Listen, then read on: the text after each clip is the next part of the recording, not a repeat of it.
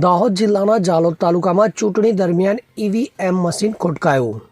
જાલોદ નગરપાલિકા ચૂંટણી સંદર્ભે વોર્ડ નંબર 2માં ઈવીએમ મશીન ખોટકાયું. તો ઈવીએમ મશીનમાં 10 વોટ નાખ્યા પછી મશીન હતું ખોટકાયું. ત્યારે મશીન ખોટકાતા અંદાજિત 1 કલાક ઈવીએમ મશીન રહ્યું બંધ. વોર્ડ નંબર 2માં વિકલાંગ યુવાનો માટે વ્હીલચેરની વ્યવસ્થા ન હોવાનું મળ્યું જોવા. બુથ પ્રિસાઇડિંગ ઓફિસર મોઢિયા દિરાંકને પૂછતા વ્યવસ્થા ન હોવાનું જણાવ્યું. સ્થાનિક કક્ષાએ સ્કૂલમાં સરકાર તરફથી BLO જોવા મળ્યા ગેરહાજર. તો મતદારો વોર્ડ નંબર 1 ઉર્દू સ્કૂલમાં મતદાન કરવા अलग अलग बूथों पर चक्कर मारी अटवाता મળ્યા જોવા. क्या हुआ, क्या तकलीफ है? यहाँ आया है तो यहाँ तकलीफ है, आधे घंटे से इधर से उधर करते हैं. दुकान पे जाने का मोड़ा हो रहा है. कब का आया हूँ, उधर जाता हूँ तो इधर काटते, इधर जाता हूँ उधर काटते, सामने से आए इधर जाते.